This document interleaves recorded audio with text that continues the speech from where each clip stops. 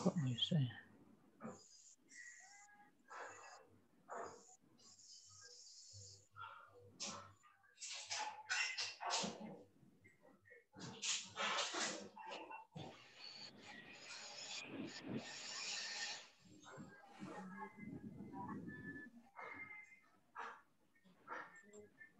Kok recordnya nggak jalan ya?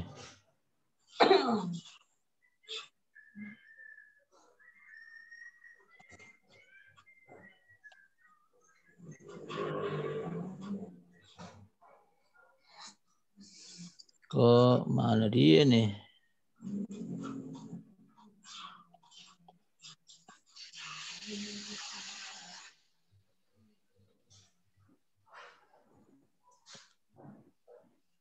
Recording.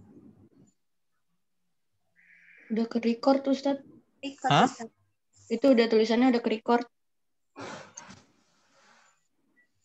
Tandanya udah ada merah. Oh, udah kedip ya. Iya, saya nyarinya dari tadi mana? Karena saya dari pagi dari jam 8 udah nge-zoom untuk ada pelatihan dari pagi. Kok saya nggak post? Rekam ya, ada recording ya. Baik, saya lawain lagi ya. Assalamualaikum warahmatullahi wabarakatuh. Sebelum kuliah, marilah kita awali dengan baca basmalah. Bismillahirrahmanirrahim. Sekarang kita masuk ke materi produksi siaran televisi pada hari Selasa, tanggal 17 November 2020. Dan materi saat ini adalah memproduksi siaran. Kalau kita sudah pahami, televisi adalah media audiovisual. Televisi ada dua kata, tele dan vision. Tele jauh, visi itu gambar atau sesuatu yang kita bisa lihat. Dan jadi televisi itu ada melihat dari jauh. Kenapa dari jauh? Karena televisi itu bukan di depan kita, tetapi entah di mana TV itu berada, entah di mana penyiaran itu dilakukan, tapi kita bisa nonton sepertinya dekat.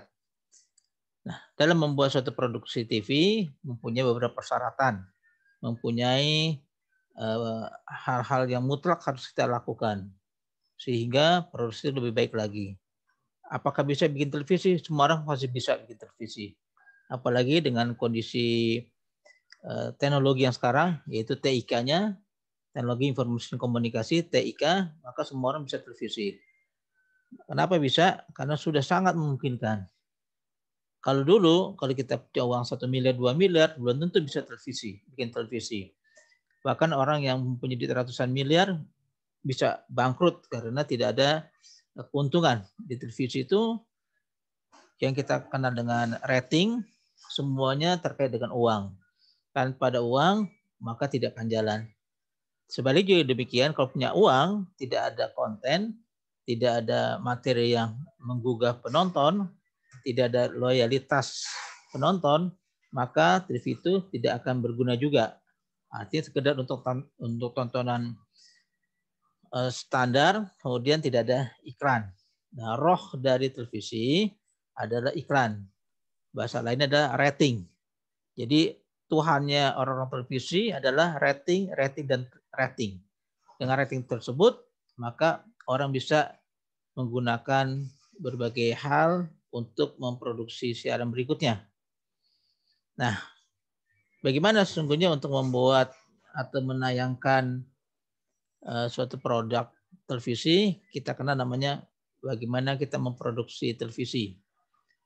Nah, produksi televisi itu ada beberapa hal yang perlu kita lakukan. Yang pertama adalah kita kenal namanya program director. Ya. Jadi televisi itu harus mempunyai visi dan misinya. Saya bikin televisi buat apa nih? Buat musik. Kalau kita lihat di Indonesia, maka musik itu banyak di Indonesia. Ada yang genrenya adalah musik saja. Ya. Ada yang bola, ada yang mancing, ada yang hobi, ada yang campur, ada yang hiburan dan sebagainya. Kita bisa lihat televisi di Indonesia seperti apa genrenya atau alirannya. Dan masing-masing orang masih genre tersebut, genre itu alirannya bisa setiap genre itu pasti ada penontonnya. Karena apalagi penduduk Indonesia yang 270 juta ini pasti tidak semuanya sama.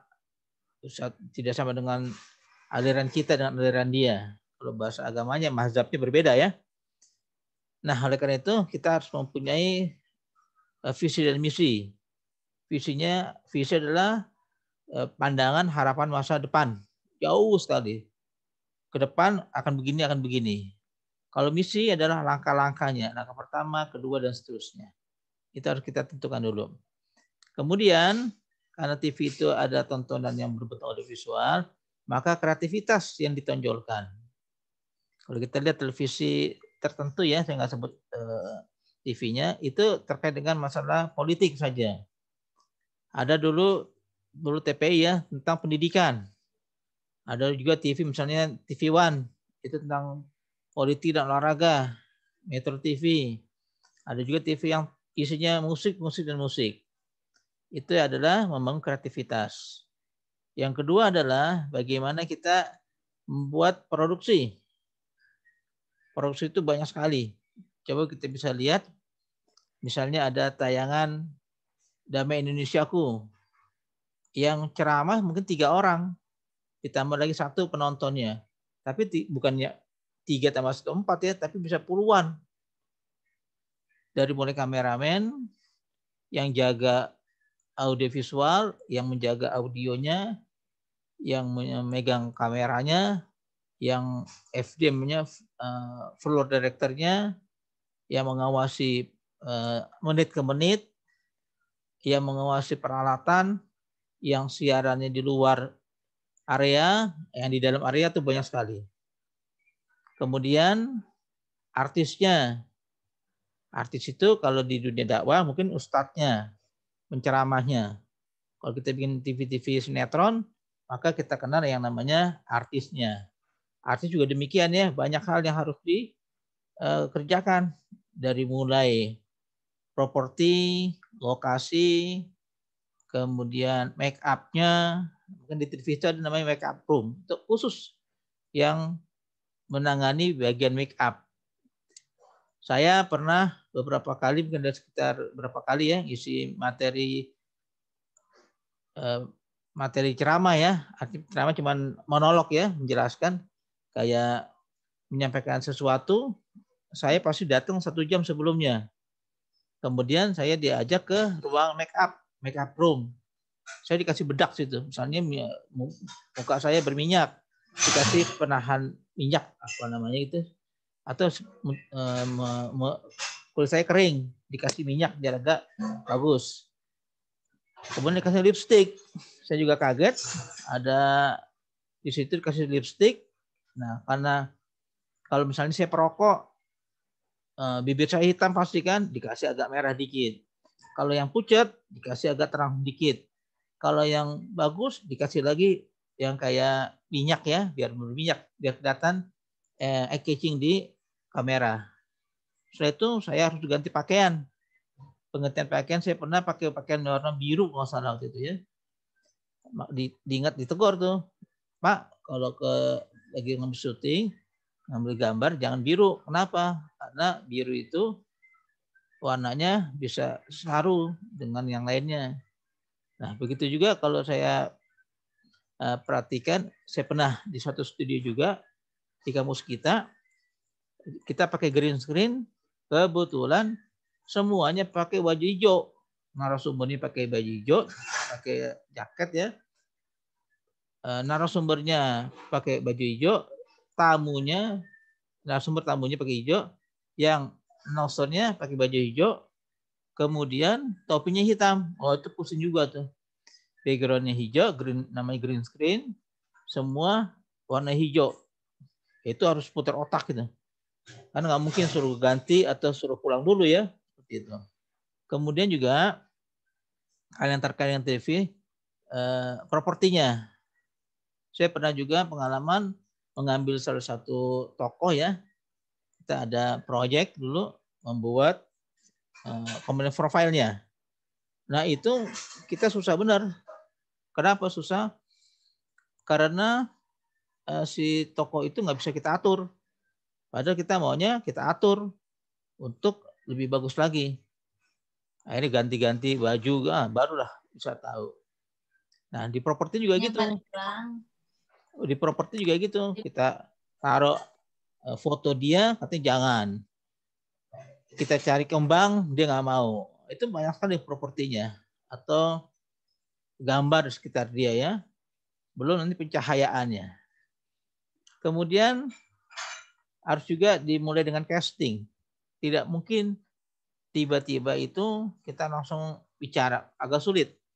Apalagi bagi pemula ya, yang nggak biasa di kamera, maka dia akan kesulitan untuk siap tanpa naskah.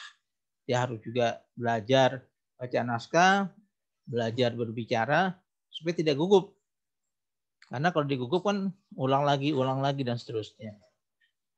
Kemudian yang juga terkait dengan produksi, pengambilan gambar. Dari atas, dari bawah, dari kiri, kanan. Nah, biasanya kalau kita mau ngambil gambar seseorang, kameranya sekurang-kurangnya 3. Kiri, kanan, depan. Nanti bisa di switch, ada namanya switcher. Suaranya nggak boleh putus, tapi nyambung gambarnya. Itu pengalaman saya ketika masuk ke dunia televisi. Mudah nggak? Sulit sekali. Padahal kalau kita tonton ya cuma 5 menit, ya cuma 10 menit. Begitu juga kalau kita bikin sinetron. Untuk jalan aja itu bisa 10 kali, 20 kali ulangnya. Untuk cara makan, cara minum, ketok pintu, cara misalnya ada dialognya, nah itu enggak serta-merta hari ini selesai, detik ini tidak. Akan diulang terus. Ada namanya papan apa ya? Papan dialog tuh, papan kontrol tuh, bentuknya seperti itu. Dia buka tutup, harus juga disiapkan. Jadi sudut pengambilan lokasinya. Misalnya saya mau ambil lokasi, skenarionya hujan, tapi tidak hujan. Gimana tuh? Susah kan? Maka biasanya ketika suasana panas, pada skenarionya itu hujan, kita harus kerjasama dengan pemadam kebakaran. Mungkin sewa atau ada cara lain. Ketika hujan disemprotkan aja. Dari jauh seakan-akan hujan. Atau juga syutingnya malam. Tapi kondisi siang. Harus digelapin lah ruangannya. Kemarin juga ada beberapa teman-teman bikin film pendek. Judulnya Pejuang Subuh.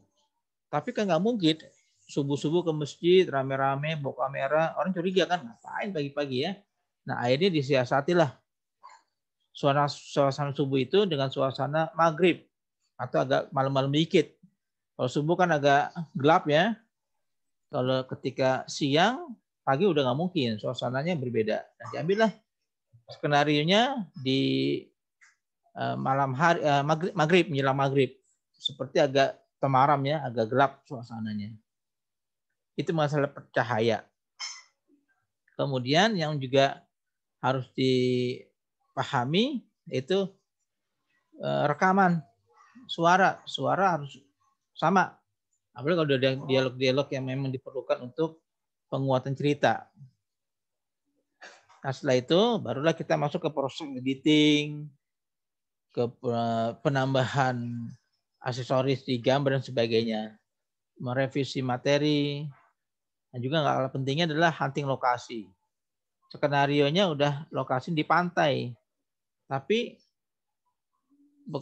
baru selesai gempa, atau pantainya baru pasang laut, atau pantainya itu nggak boleh dimasuki oleh orang karena ada peristiwa bencana alam misalnya, susah juga ya. Dan juga yang harus dia pahami adalah artisnya, audiovisualnya, tata letaknya, properti dan seterusnya. Ini menjadi problem ketika kita masuk ke bagian PD, program directornya.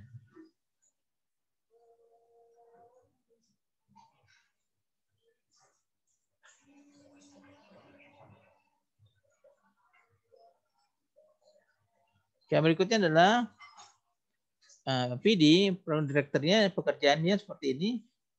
Kameramen sudah selesai ya. Karena kita udah pernah belajar kamera. Kamera itu beragam ya. Ada yang resolusinya tinggi, ada yang rendah. Kemudian lighting man. Lighting man adalah orang yang memegang lighting. Memegang lighting itu adalah kalau di dalam kondisi tertentu rumah ya, masih ada genset, masih ada listrik. Kalau kita syuting di kebun, dari mana tuh bawa genset? Kalau kita di pantai, bawa genset. Repot juga ya semuanya. Tapi itulah tugas lighting man-nya. Bawa kabel, bawa genset, bawa lampu, bawa tripod untuk gantung lampunya kalau memang nggak ada tempat. Kemudian yang ketiga adalah soundman. Soundman itu adalah orang yang mengatur suara. Ya. Kemudian yang keempat ada wardrobe-nya, pakaiannya, aksesorisnya, propertinya. Kemudian juga yang berikutnya adalah orang yang membuat sound designernya. Dia harus juga itu terpadu semuanya.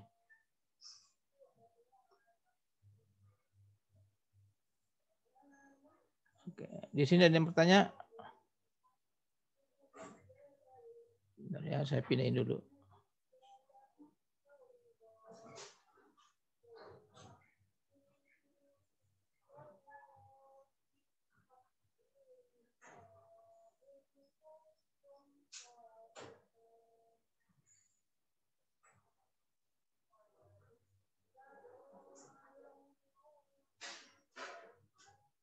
Jadi hilang nih.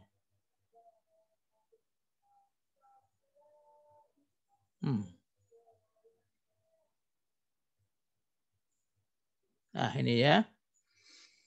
Berikutnya kita masuk ke produksi. Ada beberapa skema ya. Dari produser masuk ke PD, program directornya, masuk ke CP, koordinator produsernya, masuk ke kamera. Nah dari kamera itu akan sebelum ada kamera, sorry ya ini agak kontak person apa koordinasi programnya. Kemudian masuk lagi, dia putar-putar dulu ke sini nih. Ada 3 orang, 3 bagian yang akan mengontrolnya. Nah, yang CP ini dia dapat input dari settingnya. Setting ini bisa terkait dengan skenario, tempat, lokasi, dan seterusnya. Kemudian kita atur audionya. Kemudian dari audionya kita hitung cahayanya, lampu-lampunya. Lampu kameranya kembali lagi. Jadi kalau bisa kita hitung, suatu produk televisi banyak sekali orang-orangnya. Baik orang-orang yang ada di studio atau di dalam studio. Dan juga di luar studio. Ya. Pernah nggak melihat syuting yang menggunakan divisi itu kayak belalai ya. Kalau orang-orang yang berduit itu, kalau dia nikahan, ada kamera yang panjang, yang kayak crown ya, itu digunakan untuk mengambil gambar. Ini proses-proses bikin film juga demikian. Karena kalau kita mau ambil yang jari dari atas, misalnya ngambil secara high level ya, dari atas ya, itu susah. Harus ada bangku, harus ada tangga, ada pohon, ada alat ya yang tinggi dari tinggi kita. Nah sekarang udah mudah kita membuat gambar ya, sewa alatnya namanya crane. Nah dari crane itu bisa diatur semua lokasinya. Mungkin teman-teman yang pernah ikut diundang satu kawinan, saya yakin itu ada itu. Oke, sekarang kita masuk berikutnya. Ah, ini dia. Kita masuk berikutnya adalah Studio Mini. Kalau Studio Mini di kampus kita ini udah mewakili lah. Ya, kita bisa lihat ya. Ini ada 2 kamera, 1, 2. Ada objeknya, ada orangnya, ada yang syuting. Kemudian ada audio kontrolnya kita punya. Nah, ini namanya untuk mengaturnya nih. Kemudian di sininya ada beberapa orang yang mengaturnya, switchernya namanya switch. Nah, kameranya ada 5, 6. Tinggal putar-putar aja. Dari kamera yang ini, yang 5 kamera, kemudian ada beberapa calon gambar. Ya, calon gambar itu yang kita tonton. Jadi kalau kita lihat acara-acara televisi itu, tidak serta-merta cuma 1, bisa 7 gambar itu. Kiri, kanan, depan, penonton. Kalau kita seminar, saya kasih contoh seminar, itu ada berapa sudut tuh. Saya sebagai narasumbernya, udah 3, kiri, kanan, depan. Kan nggak mungkin terus saya yang diambil gambarnya kan, di shoot ya. Pasti ada penontonnya juga. Penontonnya bisa 2. 3 tambah 2, 5. Ada juga yang dari atas nanti, 6. Kemudian juga ada kamera yang akan ngambil dari bawah ke atas, 7. Nah, 7 itu kamera yang kita gunakan. 7 orang berarti kan. Nah, masing-masing berperan secara tugas dan kewajiban dia. Nah, si switchernya lah yang mengatur. Si switcher lah yang mengelola gambar 1, 2, 3. Ya, kayak gini ya. Nah, ini 1, 2, 3, 4. Nah, dari 4 ini dia naikin yang ini. Ini sudah oke dari yang ini ya. Dari kamera, ada kamera berapa kamera, kemudian 1, 2, 3, 4. Ini ada 4 gambar, calon gambar. Ini tampilkan. Dari yang ini akan kita nonton nanti di rumah kita, gambar yang wanita ini. Begitu juga ketika ngambil yang pemandangan. Nah, ini jadi calon gambar, ini akan kita lihat. Kemudian kalau ini kan close up. Nah, ini kita lihat yang long shot-nya nih. Dari kepala sampai kaki. Ini yang diambil oleh kamera, dia naikin ke rumah kita, di televisi kita. Begitu juga ada pemandangan di luar area ya. Dan ini ada 3 orang. Yang ini yang di switcher oleh si orang pengatur ini. Nah, kita belum ada switchernya. Karena udah lumayan ya, lumayan mahal. Nah, itulah beberapa hal yang terkait dengan pengambilan gambar. Ini alur-alurnya ya, bisa dipelajari nanti itu. Kalau di kampus udah lumayan lah ada, walaupun belum mewakili semuanya.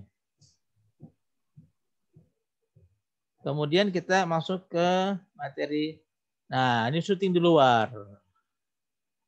Coba bisa kita hitung nih, nilik syutingnya 1. Nah, ini seakan-akan ada pohon nih. Padahal bukan pohon beneran nih. Seakan-akan. Makanya kalau kita belajar televisi, semuanya adalah rekayasa. Semuanya kalau bahasa-bahasa anak ingin bohong-bohongan lah. Tapi kan bukan bohong-bohongan dalam artian nipu ya, bisa direkayasa. Kayak ini lagi syuting di luar. Ini di bawah nih pohon nih. Ini bukan pohon beneran ini. Kemudian ini ada orangnya figuran ini. Mungkin mau nonton, mau nyebrang, mau demo, mau rame-rame nih, udah disiapin nih. Oleh si asisten direkturnya. Kameranya udah banyak nih. Kamera 1, kamera 2. Bisa banyak, 3 yang ini. Nah, ini yang saya bilang tadi. Yang saya bilang itu dia yang high levelnya. Ngambil dari atas. Kan di atas rata-rata kepala orang ya, ini diambil. Mungkin juga ada yang di bawah nanti nih. Ada dialognya biar kelihatan wajahnya. Nah, ini nih yang megang pohon. Kemudian yang ini kasih gambar lagi nih. Yang ini mencatat hasilnya. Ini mungkin bagian properti kali ya. Ya, ini juga yang lagi nunggu ini. Wardrobe itu adalah pakaian yang harus diganti. Makanya kalau kita lihat artis, itu pakaian koper itu bisa ganti-ganti. Apalagi kalau tayangan yang khusus misalnya kan. Sekarang saya mau bikin tayangan yang kejar target. Mungkin dari pagi sampai pagi lagi, saya makan, minum, tidur di lokasi syutingnya. Kenapa? Karena kejar target. Satu lokasi yang di sini, bisa kita bikin 4 seri film. Nanti mungkin di jalanannya, di tamannya, di kebunnya, di lautnya, pokoknya lokasi itu memang dimaksimalkan. Kenapa harus maksimal? Karena nggak mungkin kalau kita syuting di Jogja, misalnya, atau di Bali, atau di luar negeri, hanya mengambil sekali saja, rugi tuh. Maka diambillah beberapa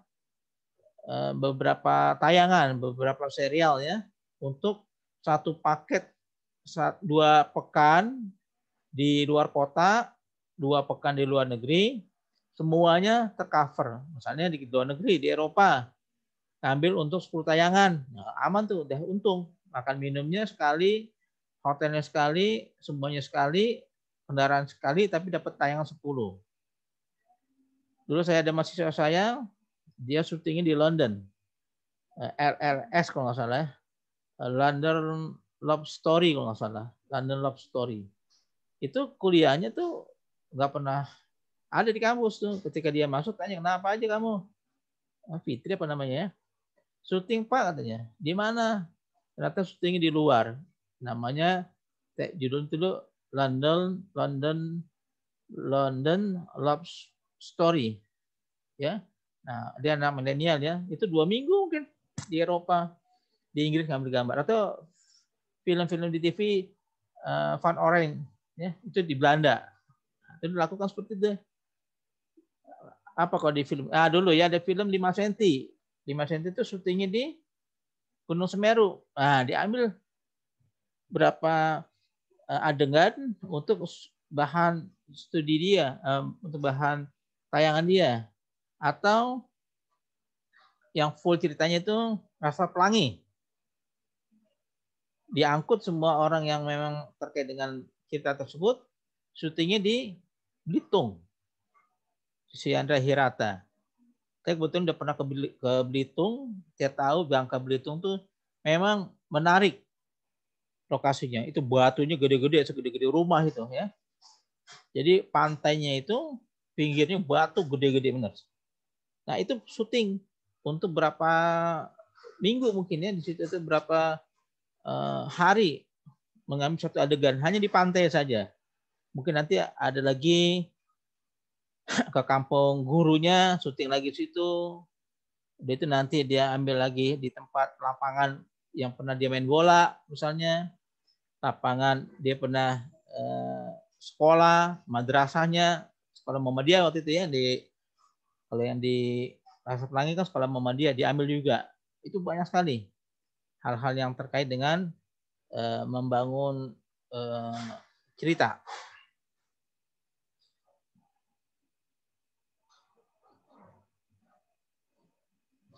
Udah.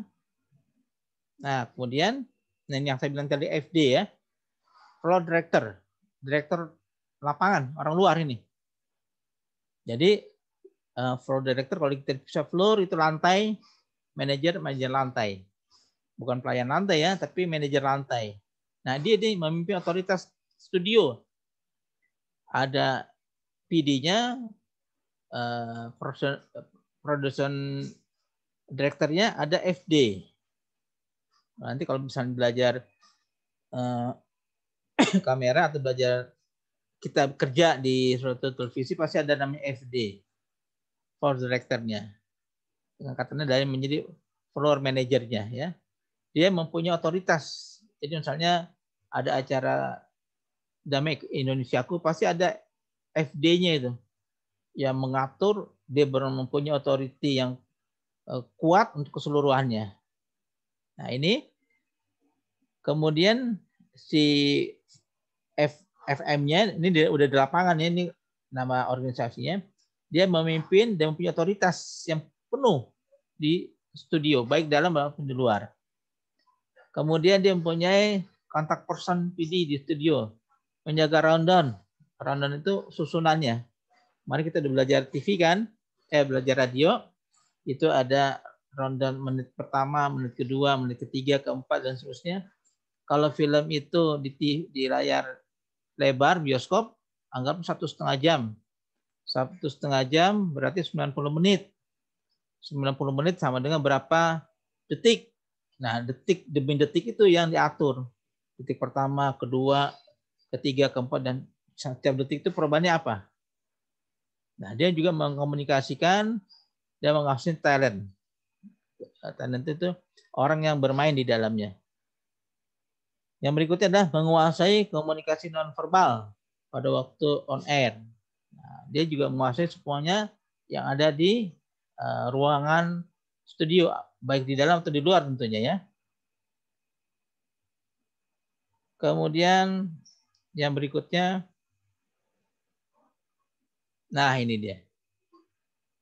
Kalau yang tadi kita lihat yang projectornya, sekarang kita lihat yang PM. FM apa? FM floor manager ya. Ini atasnya dia punya anak buah lah, namanya FM floor manager. Nah inilah yang dia harus tangani kamera, lighting, audio, setting ruangan, pemain dan tata hias. Satu lagi ada ya, properti seharusnya ada satu lagi. Nah inilah 1, 2, 3, 4, 5, 6. Mungkin sekitar 10 lah ya. 10 jabatan, 10 bidang kerja dia yang diemban oleh seorang FM, floor manager. Kita akan bahas satu-satu. Kamera. Jenis kamera. Kamera ada beberapa bagian, ada yang utuh, artinya kamera itu ada tripodnya. Harus dia juga buat listnya. Kamera pasti ada kabel-kabelnya. Juga harus dia kuasai atau minimal ada daftar bawaannya. Kamera ada berapa? 1, 2, 3. Kalau kita pernah nonton syuting itu, kamera bisa 4 itu. Nah, tidak hanya kamera, ada payungnya. Masih pernah lihat payung ya? Kenapa payung hitam? Karena dia untuk menahan cahaya. Di kampus kita juga ada namanya reflektor. Itu untuk menambah cahaya atau mengurangi cahaya. Kemudian tentunya yang terkait dengan kamera harus juga ada genset kalau dia syuting di luar. Kemudian yang kedua adalah lighting.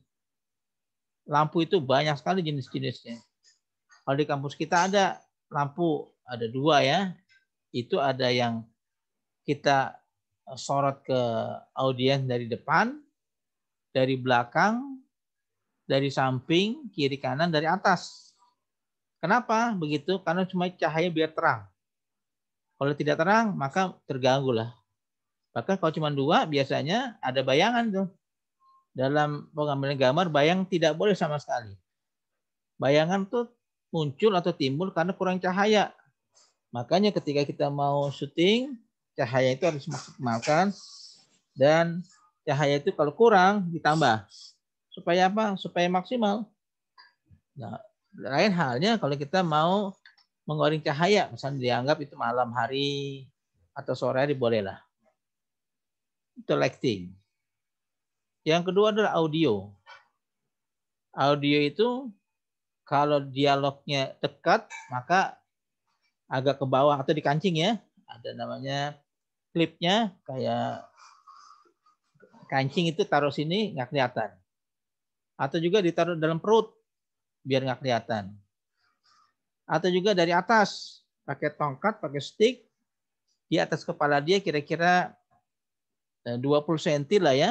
Pokoknya kameramen tuh pinter, ketika dia berdialog nggak kelihatan tuh mic-nya. Suara jelas. Atau juga yang sekarang itu ada yang terbaru, model ini bagus kayak kancing. Nah di belakang itu ada tuh. Di belakangnya ada segede handphone ya, atau setengah dari handphone untuk menyambungkan mic dia dengan bagian audionya.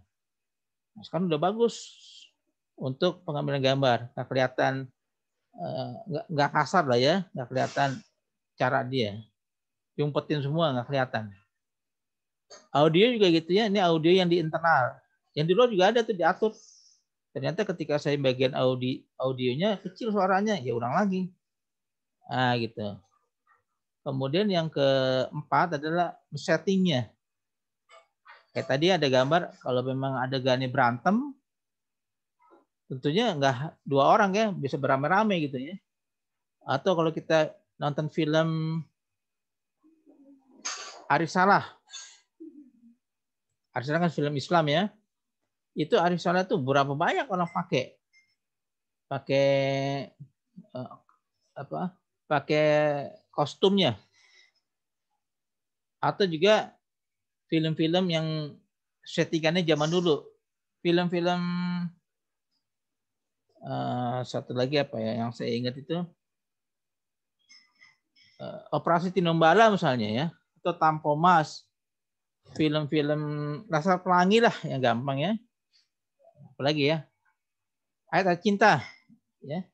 Ayat Cinta itu kan banyak sekali tuh yang harus disiapkan, dari mulai tempat, Al-Qur'annya. Kalau kita cerita zaman dulu, makanya Qur'annya harus yang udah agak sedikit kuno.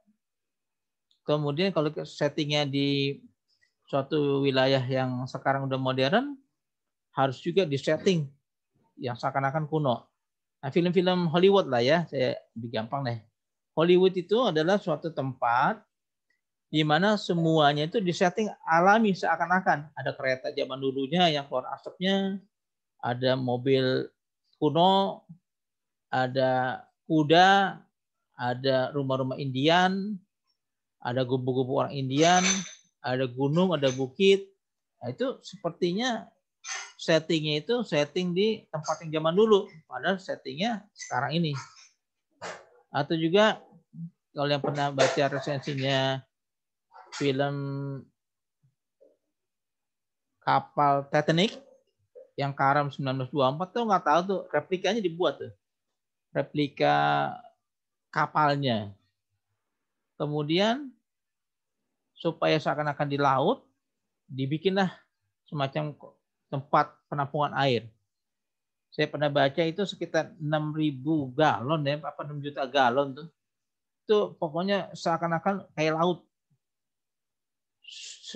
Syutingnya itu bukan di laut, di tempat saya, tapi dibikin bak gede. Prototip Titanic yang dibuat sedemikian rupa, airnya mungkin jutaan liter, pokoknya seakan-akan itu kapal sedang melayar.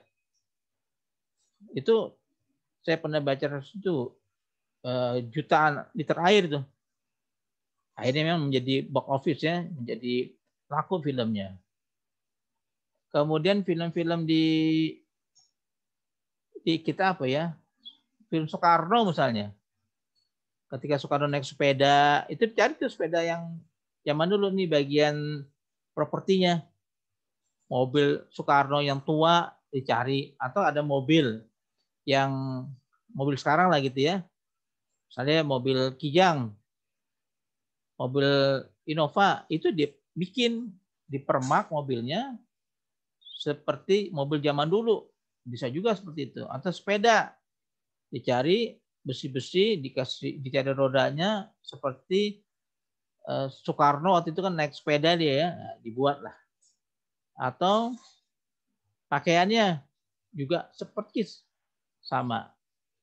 Kalau film-film agama misalnya film-film perjuangan, dibikin lah baju besinya, pedangnya, Ka'bah tiruannya, kemudian suasana Arab Badui di situ.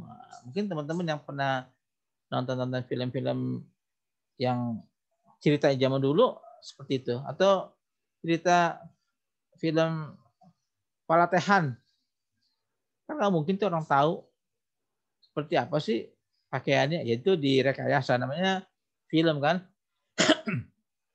Waktu direkayasa seakan-akan suasana pada saat itu. Nah kalau kita lihat jilbab misalnya, jilbab kan pengertian sekarang, zaman dulu ada nggak jilbab? Mungkin ada. Seperti apa? Di riset lah sama dia. Ini satu juga ada yang kurang ya, risetnya nggak ada di sini. Ya.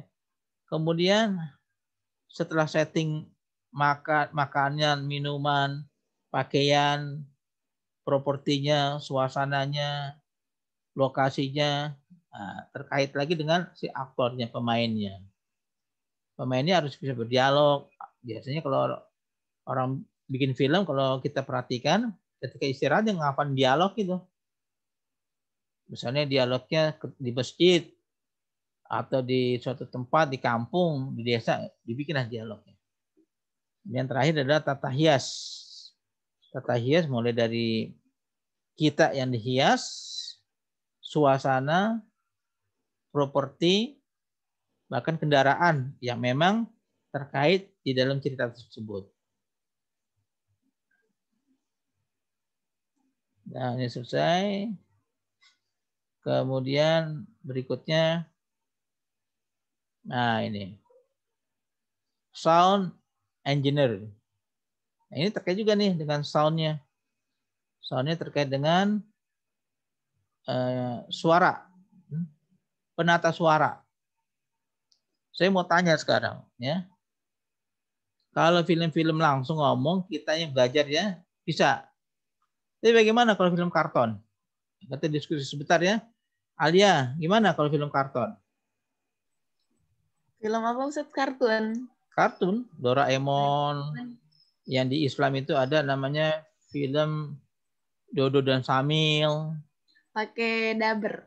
Nah, itu dia. Film Doraemon, Shinchan, SpongeBob, Dodo dan Samil, Ipin Upin.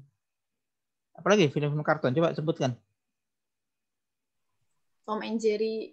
Tom and Jerry, Scooby-Doo, Nusa dan Rara, Ninja Hattori. Banyak Ustaz, banyak. Kemudian si Unyil, Naruto Unyil. Ya. Itu adalah orang yang bersuara, nanti gambar itu bergerak. Jadi kesimpulan kita, apapun suara kita yang cempreng, yang cadel, yang ngebas, yang sempit suaranya itu diperlukan. Yang medok, saya orang Jawa medok sekali tuh. Menjadi Mbok Bariah di film Si Unyil. Saya yang medoknya medok Melayu, mungkin laku di Ipin Upin. Saya yang suaranya cempreng, apa semuanya ya, sama-sama. Nah, itu laku di film apa tuh? SpongeBob. Si Patrick suaranya. Kemudian ada juga yang film Scooby-Doo kayaknya tuh film suara anjing tuh laku juga. Atau si Naruto, si siapa di film-film Doraemon tuh. Nah, jadi jangan khawatir yang suaranya jelek. Dan waktu yang jelek itu bukan yang jelek nadanya, tapi memang udah begitulah bawaannya.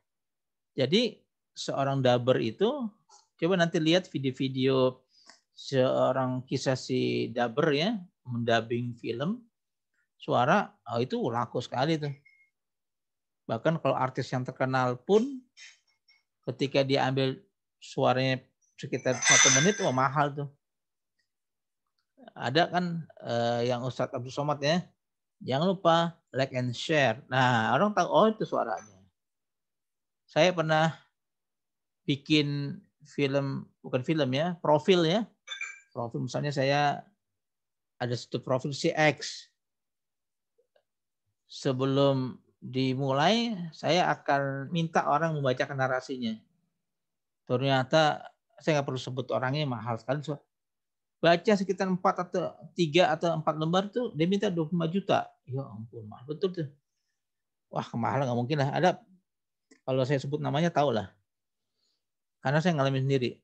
Kemudian carilah orang yang suaranya sama, cari lagi agak turun. Karena kenal 10 juta. Waduh, mahal, nggak mungkin lah. Baca aja masa begitu mahalnya. Akhirnya ada teman, tolong dibacain. Bang, dibacain. Pas suaranya. Gratis. Itu suara mempengaruhi sekali. Ya. Karena dia mempunyai karakteristik tertentu suaranya itu. Jadi jangan khawatir yang suaranya cempreng, cadel. Ada juga yang satu penyiar ya, terkenal juga, namanya Rico Ceper. Bahkan dia bilang Rico Ceper. Suaranya cadel tuh. Nah itu laku tuh dia. Jadi penyanyi pramod sama sana dia. Minimal kalau untuk iklan atau untuk kondisi yang kira-kira diperlukan suara dia. Ya, ini menata suara yang terkait dengan sound engineering. Kemudian menguasai secara teknik hardware dan software. Ini tadi yang saya ceritakan adalah model suara orang. Sekarang yang kita masuk adalah si sound engineering. Jadi ahli suara lah. Ini mahal sekali nih. Saya baru nemuin waktu di suatu tempat ada tablik akbar di Tebet. Ternyata mahal sekolah suara itu di Singapura atau Australia. Khusus suara itu. Apalagi seorang pemusik kan, itu harus menguasai suaranya tuh. Yang satu adalah menguasai secara teknis hardware dan software. Hardware software itu peralatannya. Software itu aplikasinya. Ya. Jadi kalau kita mempunyai mixer misalnya kayak di kampus itu harus kuasain tuh untuk suaranya yang kenceng, rendah, dan seterusnya. Menguasai fasilitas audio. Mic banyak tuh. Ada yang sember, ada yang suaranya ketahan, ada yang suaranya nggak bisa enak gitu ya. Kalau di kampus kita lumayan tuh, mic-nya bagus tuh. Waktu saya beli itu 1.250.000. Kalau di tempat lain tuh bisa puluhan juta ya, 1 mic itu ratusan juta. Terkait dengan kualitas.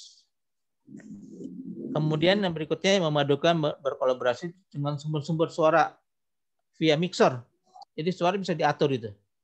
Mixer, orang yang ahli mixer, ya mixer engineering itu wah mahal sekali suara itu. Ilmunya ya. Karena apa? Dia menguasai sekali. Supaya orang yang suaranya jelek bisa diatur menjadi bagus. Menciptakan desain dan keharmonisasi suara. Coba bisa lihat film-film yang kartun ya, itu suara sangat diperlukan. Konsentrasi suara harus bisa. Misalnya kalau di radio ya, itu ada film drama Kumbara, Misteri Gunung Kelut, Nenek Lampir. Nah, itu teriak-teriakan. Saya pikir orangnya orang muda kan, kok suaranya menggelegar gitu ya. Ternyata nenek-nenek. Atau sebaliknya, suara nenek orangnya tua bener, suaranya kayak orang gagah. Atau orang gagah, suaranya kok kemayun gitu ya, nggak gagah. Nah, dia mendesain suaranya. Berikutnya ada mempersiapkan uji coba rekaman. Sudah selesai, uji coba lagi. Cocok nggak? Kalau nggak, ulang lagi. Saya punya teman dia sering dubber. Ternyata hidup untuk menghidupi suaranya dengan menjual suaranya kemana-mana. Jadi nggak hanya orang anggota dewan ya menjual suara ya, tapi juga dubber itu menjual suara. Kemudian yang terakhir adalah mengawasi, mengarahkan sound operator selama produksi siaran. Nah itu tugas-tugas si sound engineering. Jadi banyak sekali ya persyaratan yang harus dipenuhi.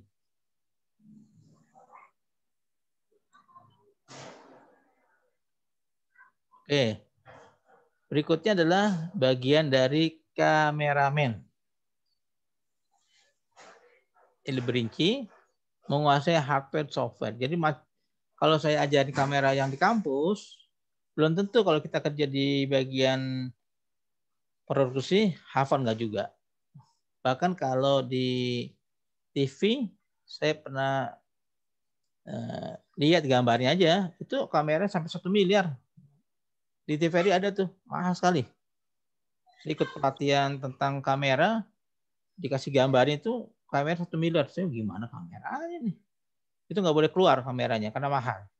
Bahkan kalau kita ke mall ya, tempat orang jual-jual kamera tuh ada yang 100 juta, 150 juta, ada mungkin yang 200.000 ada juga kan. Nah, kalau sekarang udah canggih lah. Orang ngambil gambar yang untuk komoditas berita pakai handphone aja. Sekarang banyak wartawan pakai handphone. Handphone yang serinya bagus-bagus digunakan untuk mengambil gambar secara cepat. Karena nggak mungkin bawa kamera, balik ke kantor, mengeditnya, kemudian rapat, repot sekali ya. Biasanya dia akan keluar bawa kamera atau handphone yang bagus, ambil gambarnya. Kalau memang nggak perlu pakai tripod atau monopod, dia keluar, pokoknya gambarnya jadi, dan dia bisa tayangkan ke televisi yang dia punya. Kemudian menguasai size ya. Ini ECU itu extreme close up, itu long shot ya, extreme long shot. Kan kita udah pelajari kemarin ya, pengambilan gambar. High level, pen left, pen right, tilt up, tilt down. Nah, itu tuh harus tahu tuh di mana kita mengambilnya. Nah, ini dia ya, memahami tilt up, tilt down, zoom in, zoom out, dan seterusnya. Memahami isi naskah atau skenario seperti itu. Kemudian memiliki kemampuan naluri. Nah, itu harus ada gambar kan. Jadi kalau kita dialog ini bagusnya dari mana ya? Kiri, kanan, depan, belakang. Makanya penguasaan komposisi gambar itu perlu. Mari kita ujian, saya keluarkan soal itu. Itu gunanya untuk kita sebagai produser mengetahui apa dari kiri atau dari kanan, atau rame-rame, apa one shot, two shot, three shot, atau rame-rame. Kemudian mengatur komposisi gambar dengan instruksi PD itu producer director-nya. Nah, seperti itu.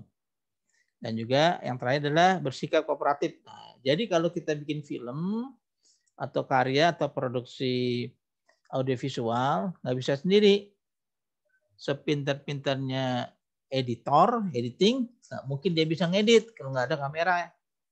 Sehebat-hebat kameramen, nggak mungkin bagus ditayangkan kalau nggak ada editing atau editor. Sebagus-bagusnya editing dan editor, nggak akan bagus juga kalau dia nggak mempunyai skrip siarannya, skrip dialognya.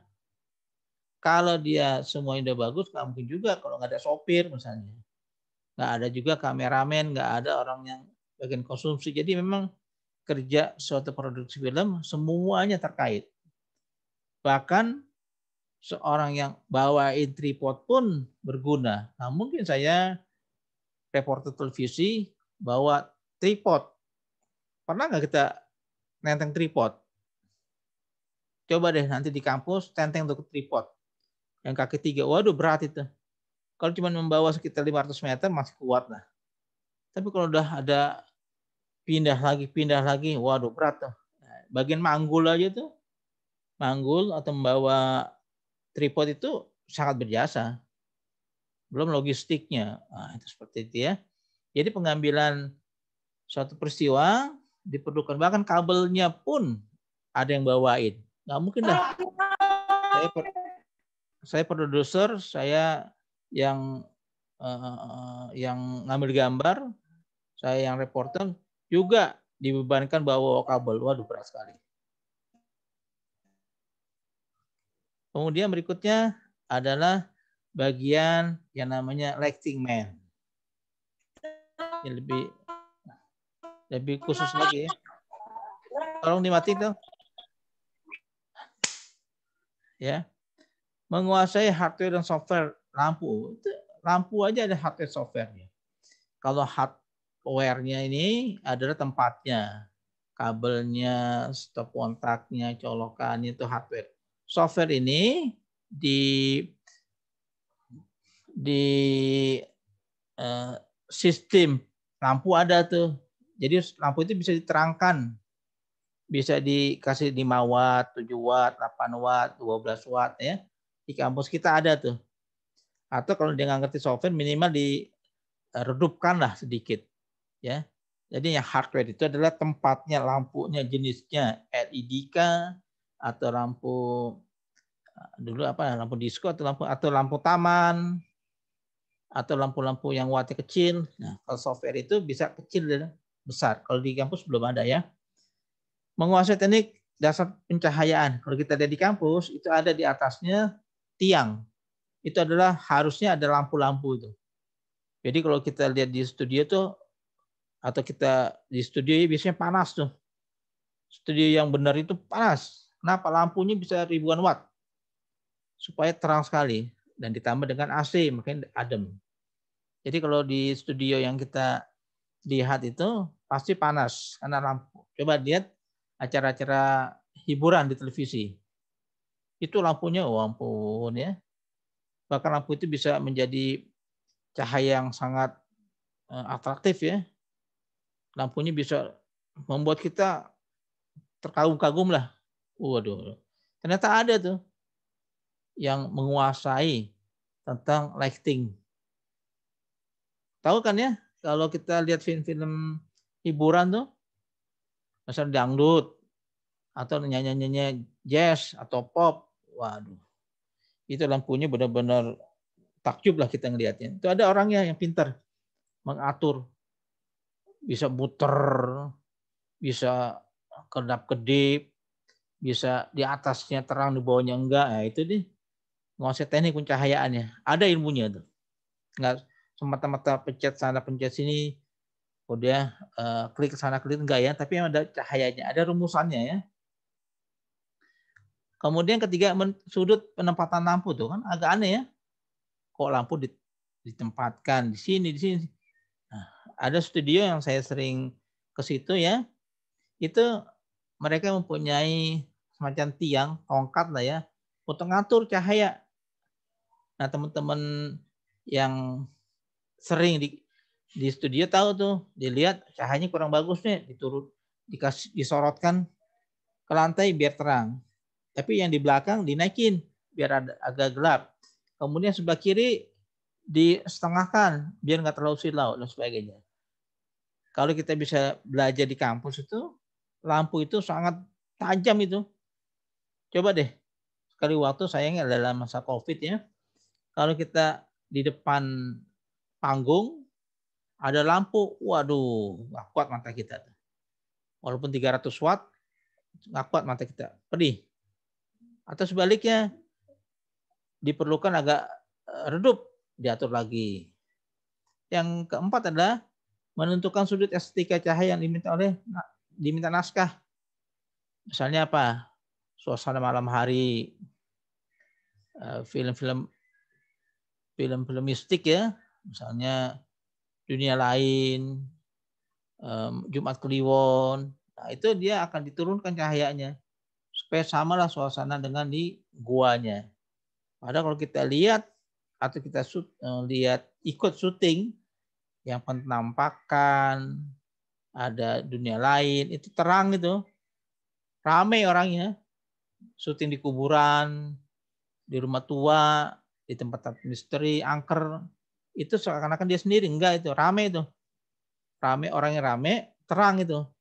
Tapi ketika memulai adegannya, syutingnya digelapin itu. Beberapa saat lah. Mungkin 5 menit, kemudian gelap, terang lagi. Kemudian 5 menit, terang lagi, gelap lagi. Itu aja dimainkan. Orangnya banyak orangnya, bukan sendiri. Itu yang saya katakan di awal, bikin film, bikin audiovisual adalah rekayasa yang bisa diatur, apakah serem, gembira, tergantung skenarionya. Kemudian berikutnya menentukan intensitas cahaya sesuai dengan kebutuhannya. Nah, itu tadi ya, yang gelap, terang, dan seterusnya. Kemudian terakhir melakukan dengan kru terkait, kru kamera, kru reporternya kan ada si reporter tuh cerita di gua, di rumah tua, mereview lah kondisi di dalamnya. Saya terasa nih gemetar dada saya, bulu roma saya kok ada sesuatu. Kemudian saya mendengar suara-suara bisikan tertentu. Saya terdengar orang teriak tapi nggak terlalu jelas ini. Nah, itu reporter tuh. Berkoordinasi dengan cahaya, dengan orang-orang yang ada di dalam suatu adegan syutingnya.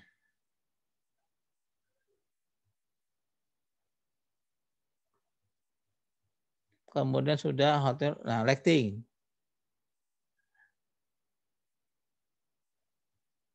Nah ini ya, ini orang lighting nih, lighting man. Dia mempunyai kerjasama dengan soundman, dengan pakaian, dengan set designer, dengan kamera. Nah itu tugas mereka nih, si produser directornya. Dia harus menguasai semuanya. Kalau enggak akan pincang nanti hasil dari gambarnya. Kemudian kamera sudah. Ini yang udah selesai ya. Ya udah, nanti nih kuliah berikutnya yaitu sinergi dalam pasca produksi. Jadi kalau kita lihat kita membuat film itu, Aisyah baru terakhir nih. Kalau kita membuat film, maka ada 3 tahapan. Kemarin saya sudah keluarkannya soalnya. Ada 3 tahap, yaitu pra-produksi, dan kedua proses produksi, yang ketiga pasca produksi. Nah, itu yang harus kita kuasai. Sebelumnya apa yang harus kita siapkan? Namanya pra. Yang kedua adalah prosesnya. Apa? Yang ketiga adalah pascanya. Pasca produksi adalah kapan kita mau melihat lagi dan bagaimana kita menata ulang. Apakah sesuai dengan skenario? Kalau enggak, ya diulang lagi. Makanya kalau pengambil gambar itu seharusnya jangan sekali. Harus 4-5 kali. Kenapa? Harus ada cadangannya. Khawatir kalau nanti diambil gambarnya nggak sesuai apa yang diinginkan. Sehingga menjadi rugi kita. Udah makan, minum, ongkos, transportasi, di hotel, dibayar semuanya. Tapi akhirnya nggak ada gunanya. Kenapa nggak ada gunanya? Karena gagal gambarnya. Kalau gambar diulang lagi. Berarti cost-nya 2. Kalau masih di dalam negeri, dekat-dekat saja, mungkin nggak apa-apa. Coba gimana kalau udah di luar kota? Di Jakarta pusatnya ngambilnya gambar di daerah-daerah atau di gunung. Oh, nggak mungkin juga itu. Atau di bukit, atau di pantai, atau bahkan di luar negeri. Yang tadinya bisa hemat, sekarang udah mahal. Karena apa? Karena harus ngulang lagi, bayangin aja. Ya, orang nggak mau lagi kan, 2 kali capek kan. Oleh karena itu, satu tim pembuat gambar, video, atau film harus banyak cadangannya. Kenapa banyak? Karena khawatir kalau hanya satu, dia akan gagal untuk memproduksi filmnya. Begitu. Ada yang bertanya? Sampai jam 14.40 ya. Sekarang jam 2:35. Saya akan sudahi. Maratur Hanifah, terima kasih. Mau mengingatkan jam kuliah kita siaran sampai jam 14 ya. 5 menit lagi. Ada pertanyaan nggak? Halo?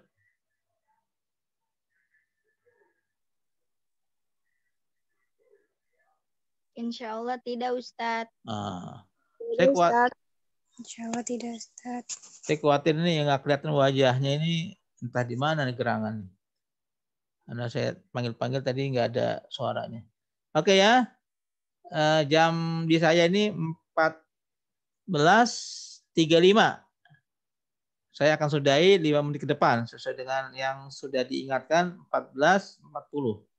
Terima kasih Maratul Hanifah. Sami-sami, Ustadz. Boleh.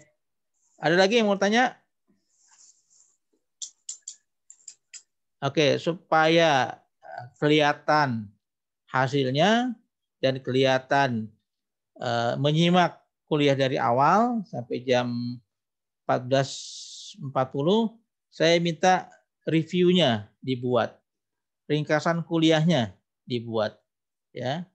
Kemudian dikirimkan ke email saya aja deh, jangan ke WA. Ke WA itu banyak sekali ya. Saya minta dikirim ke email saya. Email saya ada yang gampang yang Gmail aja ya. Saya sering pakai yang Yahoo. Hafal saya, tapi kalau yang Gmail saya harus contek dulu. Ya, Gmail saya avamedia 379. Nanti di grup saya tulis juga. Saya ada 4 ini saya email saya Yahoo, ada yang Gmail, itu gunanya buat Zoom, buat komunikasi dengan teman-teman di komunitas lainnya, ada yang buat Google saya sendiri, ada juga yang buat kampus ya. Saya nggak hafal. Biasanya saya nyontek dulu. Kalau untuk passwordnya saya hafal karena saya pakai password untuk 4 akun. Ya, saya minta untuk dibuat reviewnya apa yang dipahami di kuliah ini sesuai dengan materi yang sudah semuanya dengarkan. Oke, 3 menit lagi untuk itu saya sudahi saja. Dan jangan lupa kirimkan melalui email saya kuliah yang tadi yang ada 11 slide ya, 11 slide. Dan jangan ada yang nyontek. Saya yakin ini nggak baik kalau nyontek. Karena kalau nyontek itu berarti nggak nyimak. Nggak nyimak berarti memang nggak perhatian. Karena hanya namanya aja atau dikasih gambar-gambar saja. Tapi kalau nyimak dan dia membuat catatan sedikit, maka insya Allah saya yakin bisa lah menjawab apa yang saya minta. Mungkin ke depan, karena kita sudah selesai UTS, karena setelah kita sudah selesai UTS, maka saya akan selalu meminta setiap akhir dari kuliah membuat reviewnya. Saya ingatkan 2 menit lagi selesai. Yang kedua, saya minta jurnalnya dikumpulkan dan yang untuk sekarang ini metodologi penelitiannya sudah selesai, yang kuantitatif sudah selesai yang terkait dengan dunia pertelevisian. Sekarang kita masuk ke metodologi yang kualitatif untuk televisi. Yang kemarin kan untuk menghimpun responden. Saya sudah baca, bagus. Tinggal buat laporannya aja nanti ya. Kuesionernya gimana? Udah jalan? Halo? Jalan Ustadz. Jalan. Alhamdulillah Nanti jalan. saya akan kasih format atau template-nya apa aja harus disiapkan untuk mengelola kuesioner yang sudah dikerjakan. Nanti menjelang UAS selesai juga untuk penelitian mininya atau riset mininya di metodologi kualitatif. Kualitatif itu adalah wawancara. Kalau satu kelompok ada 5 orang, berarti 5-5-nya mencari narasumber. Diwawancarai, dibuat laporannya berdasarkan wawancara tersebut dan dituliskan. Temanya bebas tapi bernuansa kualitatif. Gimana caranya? Cari di Google jurnal atau skripsi, kemudian jurnal titik televisi kualitatif. Mungkin tahunnya terserah mau tahun 2020, 2015, 2016, tapi mundur 5 tahun ke belakang. Ya. Jadi yang berlaku 2015. Itu memang kewajiban kita ketika kita bikin skripsi 5 tahun mundur. Karena ada 5 orang, berarti ada 5 jurnal, ada 5 skripsi yang buat referensinya. Ditambah buku lainnya dan ambil tema-temanya yang terkait televisi. Saya kasih contoh, buka Google, jurnal, televisi, kekerasan, atau persahabatan, atau hiburan, atau pelarangan televisi kualitatif. Nah, itu sebagai modal kita untuk membuat riset medianya. Nah, saya yakin kalau ini dilaksanakan, insya Allah ketika nanti skripsi, kalian udah bisa milih apakah kuali dan kuantitatif. Dan dua-duanya sudah dipelajari. Begitu ya. Supaya terbiasa untuk lihat jurnal, nulis, bikin laporan, bikin riset secara responden kualitatif, membuat pertanyaan, kemudian secara kualitatif mewawancarai orang. Yang dekat-dekat aja ini wawancarain. Jangan terlalu jauh-jauh karena juga yang jauh-jauh susah nanti ya. Gimana cara wawancaranya? Pakai Google Formulir, pakai teks kalau dia mau nulisnya. Kalau enggak, pakai handphone.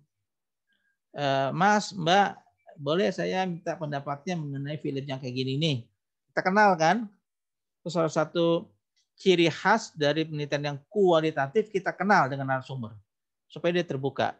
Ya boleh deh Mbak, Kasih pertanyaannya 1, 2, 3, 4, 5. Nanti kalau dia bingung pakai recording. Assalamualaikum Mbak. Mbak, menurut Mbak itu apakah film Ayat Cinta itu memang bermanfaat buat dakwah? Makasih Mbak ya, dari jawab Mbaknya. Yang kedua Mbak, apa yang Mbak bisa tangkap mengenai intisari dari Ayat Cinta? Yang ketiga, ada nggak relevansinya dengan kondisi sekarang?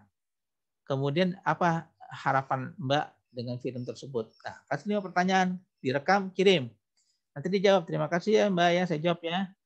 Film Ayat Cinta itu bagus sekali buat dakwah, kadang bernuansa begini.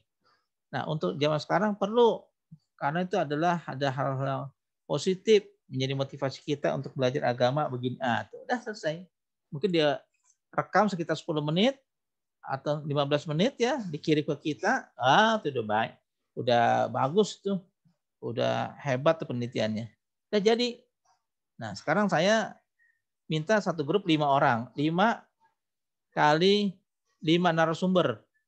Satu narasumber berbicara 15 menit, 75 menit. Waduh, cakep betul tuh. Silakan, itu diambil sebagai bahan skripsinya. Walaupun sekarang baru semester 5 ya. 6, 7, 8. Dari sekarang dimulai untuk membuat riset medianya. Oke, itu dulu dari saya. Terima kasih. Dan saya sudah print screen tadi. Tolong dibuka. Mau nanya, Ustaz. Iya, Arif ya. Kalau misalkan nanti udah nemu narasumbernya, udah rekam segala macam, itu nanti dibuat lagi laporan gitu nggak? Atau cuma kayak gitu aja? Dibuat laporannya. Kan bukti kalian kerja buat laporannya. Nanti saya kasih template. Sebentar lagi saya kirimkan ya. Template itu bab 1 apa, bab 2, bab 3 dan sebagainya. Itu kerja kelompok. Jangan khawatir beban, capek ya. Tapi itu kelompok buat belajar bikin skripsi dan belajar untuk metodologi penelitiannya. Karena saya khawatir ketika nanti skripsi banyak teman-temannya yang berantakan itu. Nggak ngerti kualitatif, nggak ngerti kualitatif, penulisannya. Waduh, akhirnya kasihan juga ketika sidangnya. Ya, besok Kamis kalau ada waktu saya nyidang 3 tempat mahasiswa bisa gabung itu belajar lah bagaimana mereka memberikan argumennya, pengujinya bertanya, bagaimana dosen membimbingnya sejak awal, bisa atau enggak. Nanti bagus tuh buat pelajaran. Hari Kamis jam 8 kalau nggak salah ya, apa jam 1 saya lupa. Begitu. Ada yang lain? Ya, nah. Itu kita kan satu orang itu satu sumber, satu narasumber. Ya. Berarti itu temanya harus sama atau beda? Kalau temanya satu kelompok sama. Oh, sama. Ya. Kalau laporannya itu nanti diinput 5 narasumber atau satu-satu? Nah, nanti dari 5 narasumber itu kan ditranslate. Nah, ambil aja siapa yang membuat tuh, ketua timnya.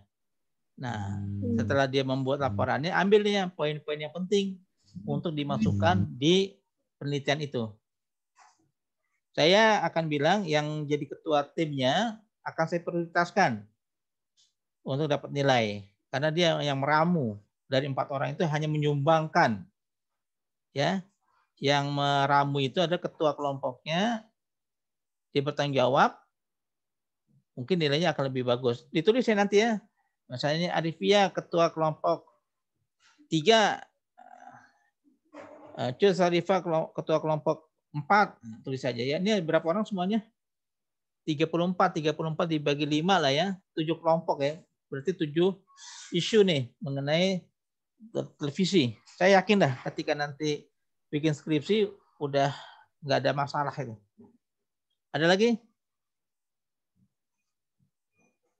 Ya. Jadi wawancaranya jangan lama-lama, cukup 15 menit aja. 15 kali 5 udah 75 menit itu. Cukuplah untuk latihan. Ini latihan ya. Nanti untuk skripsinya lebih serius lagi. Oke, saya korupsi waktu 6 menit lewat. Sudah ya, karena saya ada kelas juga. Terima kasih dan kita tutup dan baca hamdalah. Alhamdulillahirrahmanirrahim. Dikumpulkannya H-2 sebelum UAS. Karena UTS kita udah lewat ya. Oke, terima kasih. Saya tutup ya. Ya Ustaz. Syukran Ustaz. Ya, sama-sama. Assalamualaikum. Waalaikumsalam. Saya undur diri.